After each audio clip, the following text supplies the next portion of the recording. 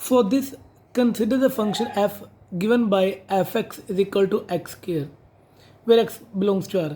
ਤੁਸੀਂ अगर इस फंक्शन का ग्राफ प्लॉट करोगे तो जो ग्राफ है ये पैराबोला शेप बनेगा।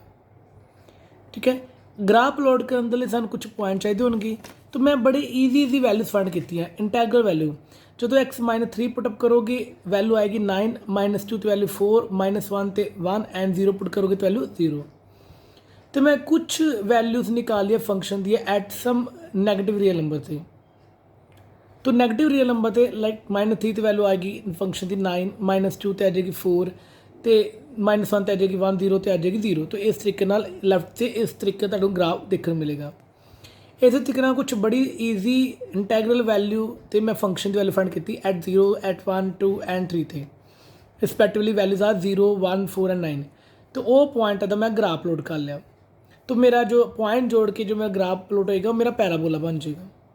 ना देखो दो तरीके ना मैं फंक्शन की वैल्यू फाइंड की। एक जो मैं लैफ्ट तो राइट आया तो इस ग्राफ तो थ्रू एक जो जिदा जिदा मैं लैफ्ट तो राइट आ रहा फ्रॉम द लैफ्ट तो टूवर्ड्स ओरिजिन वाल, तो जो ग्राफ जो फंक्शन की वैल्यू डिक्रीज करती जा रही है। पॉइंट वड्डे होंदे जा रहे हैं, फंक्शन की वैल्यू छोटी होंदी जा रही है ना।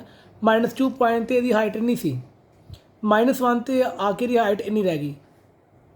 ठीक है, -2 -1 एक वड्डा पॉइंट है -2 नालों, बट -1 तो जो वैल्यू है वो छोटी है ये नालों। तेरे पॉइंट होया वड्डा पर वैल्यू ही फंक्शन की छोटी।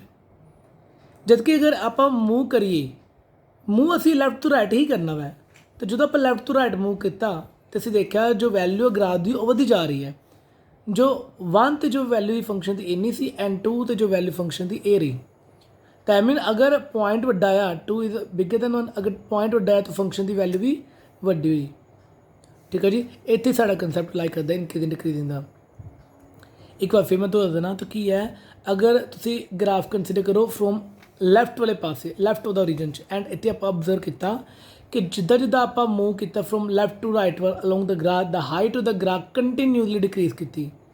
तो आप करने जो फंक्शन है वो डिक्रीज करता पे for every real number less than 0।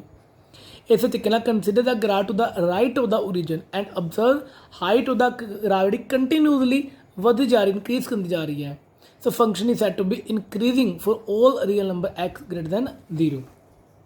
तो सिंपल है कि इंक्रीजिंग डिक्रीजिंग कंसैप्ट समझ आ रहा है कि ये ग्राफ के थ्रू सू ये समझ आता पाया जिदा जिदा आप लैफ्ट तो राइट गए जोड़ा फंक्शन से वह ग्राफ कंटिन्यूसली घटे गया। इस करके आप कहा कि for every x lace than 0 तो इस साइड पर जो ग्राफ है वो डिक्रीज करता पाया।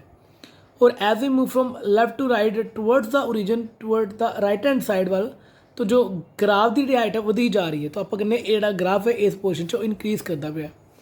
So here comes the definition of increasing and decreasing. तो पहले डेफिनेशन मान लो आई कोई भी ओपन इंटरवल है। देखो ओपन इंटरवल के लिए आप स्टडी करते भी हैं definition contained in the domain of real valid function. ठीक है जी, तो फंक्शन कदों कहना इनक्रीज करता पाया उस इंटरवल मतलब पूरी रियल लाइन कोई इंटरवल दिता है चेक करना इस इंटरवल से कोई भी ग्राफ बनया है किसी तरीके का भी किस तरीके चेक करा कि इस इंटरवल फंक्शन इंक्रीज है डिक्रीज है। बड़ा ईजी है, तुम उस इंटरवल रैंडमली कोई भी पॉइंट पिक करने नहीं। Let suppose x1 and x2 definition चूँकि एक पॉइंट वड्डा है, सपोज x2 x1 नालों बिगर है। तो इस इंटरवल के फंक्शन इंक्रीज तद करेगा कि कोई भी दो पॉइंट लवांगे x1 x2, अगर x2 x1 तो वड्डा है और अगर x2 तो जो फंक्शन की वैल्यू आ रही है वो भी फंक्शन की वैल्यू एट x1 तो वड्डी होएगी या बराबर होएगी। ठीक है, तो आप कहेंगे इस इंटरवल के फंक्शन करता पाया इंक्रीज करता पाया and it should happen at for any 2 point in this interval. कोई भी 2 पॉइंट इस इंटरवल के such that x2 is bigger than x1, x2 तो जो फंक्शन की वैल्यू है वो भी बिगर आनी चाहिए और वो इक्वल आनी चाहिए। इस तरीके स्टिकली इंक्रीज वर्ड तद यूज़ करांगे जो भी कोई पॉइंट x2 x1 नाल वड्डा है तो फंक्शन की वैल्यू x2 तो स्टिकली ग्रेटर होनी चाहिए है, इक्वल नहीं आनी चाहिए। किसी भी 2 पॉइंट पर फंक्शन की वैल्यू बराबर नहीं आनी चाहिए। अगर बराबर नहीं आती हमेशा वड्डी आती पी है, बिगर पॉइंट वैल्यू बिगर ही आती पी है, दैन असी स्टिकली वर्ड यूज़ कर लेंगे। इस तरीके डिक्रीज तद कहेंगे उस इंटरवल अगर पॉइंट x2 x1 वड्डा है तो फंक्शन की वैल्यू x2 से छोटी हो जाएगी। पॉइंट वड्डा पर वैल्यू छोटी या और बराबर किसी भी 2 पॉइंट थे तो आप कहें फंक्शन डिक्रीजिंग है। इस तरीके ਨਾਲ स्टिकली डिक्रीज तद कहेंगे अगर पॉइंट वड्डा तो फंक्शन की वैल्यू स्टिकली छोटी आनी चाहिए, इक्वल भी नहीं आनी चाहिए किसी भी 2 पॉइंट थे, तो आप स्टिकली वर्ड यूज़ कर लाँगे। कुछ ग्राफिकल रिप्रजेंटेशन के थ्रू मैं तुहानूं एक्सप्लेन करना किद्दां ਇਹਦਾ ग्राफ होगा। मान लो अगर कोई फंक्शन का ग्राफ इस तरीके है तो ये जो ग्राफ है इनक्रीजिंग फंक्शन का, देखो फंक्शन इनक्रीज ही करता जा रहा है, इस पॉइंट तक आगे कॉन्स्टेंट हो गया, मतलब इस पॉइंट दो काफ़ी सारे ऐसे पॉइंट से दो ऐसे पॉइंट है जितने फंक्शन वैल्यू बराबर आ रही है, सेम हाइट से है, तो ये जो ग्राफ प्लॉट का एक ही है इनक्रीज करता पाया, ये जोड़ा है स्टिकली इनक्रीज करता पाया। कोई भी 2 पॉइंट लोगे किसी भी 2 पॉइंट तो फंक्शन वैल्यू बराबर नहीं होगी, अगर पॉइंट वड्डा होएगा तो उस पॉइंट से फंक्शन की वैल्यू भी वड्डी होगी, स्टिकली इंक्रीजिंग फंक्शन।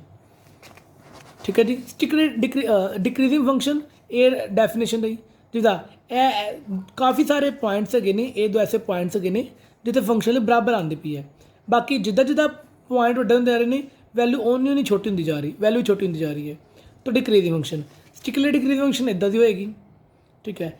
कुछ फंक्शन इस तरीके होंगे ना, देखो इस हिस्से तो लैके इस हिस्से तक फंक्शन इंक्रीज किया, तो इस हिस्से तो लैके इस फंक्शन डिक्रीज किया, तो आप कहने ये फंक्शन का बिहेवियर किदा है, ये ना डिक्रीज करता पे ना इनक्रीज करता पे, कदे इंक्रीज कर जाता कदे डिक्रीज कर जाता है, तो it is neither increasing NOR decreasing.